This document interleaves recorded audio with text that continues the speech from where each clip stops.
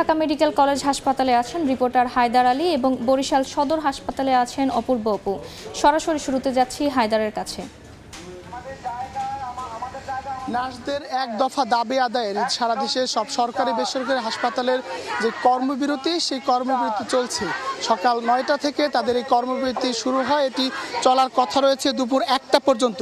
আমরা এখন আছি ঢাকা মেডিকেল কলেজ হাসপাতালে। এখানে আমরা সকাল থেকে দেখতে পাচ্ছি বিভিন্ন ওয়ার্ডে নার্সরা এখানকার তাদের কাজ বন্ধ রেখে এখানকার প্রশাসনিক ব্লকে জড়ো হন এবং তাদের দাবি আদায়ের যে এক দফা দাবি আদায়ের সেই কর্মসূচিতে তারা স্লোগান দিতে থাকেন। এসব আমরা হাসপাতালগুলোর ওয়ার্ডেও ঘুরেছি, দেখেছি যে সেখানে নার্সদের উপস্থিতি না থাকায় সেখানকার ভর্তি রোগীদের একটি চরম দুর্ভোগ পোহাতে হচ্ছে। এছাড়া এখানকার জানিয়ে রাখছি যে ঢাকা মেডিকেল সারা দেশের নিরীহ এবং গুরুতর রোগীদের একটি ভরসাস্থল। সেই ঢাকা মেডিকেল কলেজ হাসপাতালে বিভিন্ন জেলা থেকে রোগী আসেন এবং প্রতিনিয়ত এখানে রোগীর একটি চাপ থাকে নার্সদের উপস্থিতি না থাকার কারণে। জরুরি বিভাগ এবং বহির্বিভাগে যে চাপটি রয়েছে, এছাড়া এমন শিডিউল যে অপারেশনগুলি এখানে হয় আজকে সকাল থেকে সেই অপারেশনের কথা রয়েছে, তবে সেই অপারেশন থিয়েটারে নার্স তারা না থাকার কারণে মূলত এখানে নিয়মিত অপারেশনগুলো বন্ধ রয়েছে। এবং আজকে তারা শঙ্কা করছিলেন যে আজকে অপারেশনগুলো না হলে পরবর্তীতে আবার কবে তারা ডেট পাবে সেটি নিয়েও তারা শঙ্কা প্রকাশ করছিলেন। আমরা জানাচ্ছিলাম ঢাকা মেডিকেলের খবর। এছাড়া কিন্তু ঢাকার বাইরেও বিভিন্ন হাসপাতালে সকাল 9টা থেকে দুপুর 1টা পর্যন্ত তাদের এই এক দফা দাবির যে কর্মসূচি, সেই কর্মবিরতি চলছে। আমি যদি নার্সদের দাবিগুলো বলে রাখি যে নার্সিং ও মিডওয়াইফারি অধিদপ্তরের পরিচালক এবং অতিরিক্ত পরিচালকের পদগুলো থেকে আমলাদের অপসারণ করে সেখানে মেধা ও যোগ্যতার ভিত্তিতে নার্সদের প্রদান করতে হবে, এই এক দফার দাবিতে নার্সরা কর্মবিরতি করছে। তো এই বিষয়ে আরও খবর জানাতে বরিশাল সদর হাসপাতালে আছেন অপূর্ব অপু। আমরা সরাসরি যুক্ত হচ্ছি তার সাথে।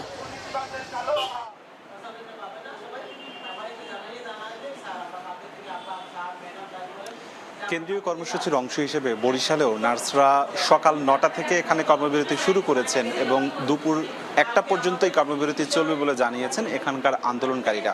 আমরা বরিশাল সদর হাসপাতালে এই মুহূর্তে আছি। এর আগে বরিশাল শেরেবাংলা মেডিকেল কলেজ হাসপাতালেও খোঁজ নেবার চেষ্টা করেছিলাম। সেখানে বরিশাল শেরেবাংলা মেডিকেল কলেজ হাসপাতাল, বরিশাল সদর হাসপাতাল সহ সব ধরনের বরিশালের সব সরকারি হাসপাতালই এই মুহূর্তে নার্সরা তাদের কর্মবিরতি পালন করছেন এবং তারা যে দাবিটি তুলেছেন তারা বলছেন যে নার্সিং এবং মিডওয়াইফারি অধিদপ্তরের মহাপরিচালক, অতিরিক্ত পরিচালক এবং বাংলাদেশ নার্সিং এবং মিডওয়াইফারি কাউন্সিলের প্রেসিডেন্ট এবং রেজিস্ট্রার পদ থেকে সকল প্রশাসন ক্যাডার কর্মকর্তাদের অপসারণ করে ওই পদগুলোতে তাদের কর্মকর্তা অর্থাৎ নার্সিং কর্মকর্তাদের এক দফা তারা আসলে বলছেন তাদের দাবি এক দফা এটি মেনে নিতে হবে। সেজন্য তারা গত মাসের 9 তারিখ থেকে কার্যক্রম শুরু করেছিল এবং প্রায় প্রতিদিনই দফায় দফায় তারা আসলে এই কর্মসূচিটি অব্যাহত রেখেছে।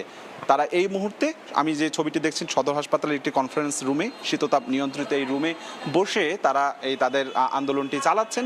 অন্যদিকে আমরা সাধারণ রোগী তাদের স্বজনদের সাথে কথা বলেছিলাম, তারা বিক্ষুব্ধ প্রতিক্রিয়া জানিয়েছে। কিছুক্ষণ আগেও আমরা বিভিন্ন ওয়ার্ডে ঘুরেছি। তারা বলেছেন যে সরকারের সাথে বসে সব আন্দোলনের সমাধান করবার জন্য তারা তাদের জায়গা থেকে বলছে তাদেরকে কেন ভুগতে হবে। এটি হচ্ছে রোগী এবং তাদের স্বজনদের অভিযোগ বা তাদের দাবি। তারা কোনোভাবেই ভুগতে চাচ্ছেন না, তারা চাচ্ছেন সেবা চাচ্ছেন। আর আন্দোলনকারী নেতৃবৃন্দ তারা বলছেন যে তারা যৌক্তিক একটি দাবি নিয়ে তারা মাঠে নেমেছেন, কোনোভাবেই রোগীদেরকে তারা জিম্মি করতে চান না কিংবা কাউকেই তারা ভোগান্তিতে পড়ে রোগীদেরকে এমন কোনো কার্যক্রম করতে চান না।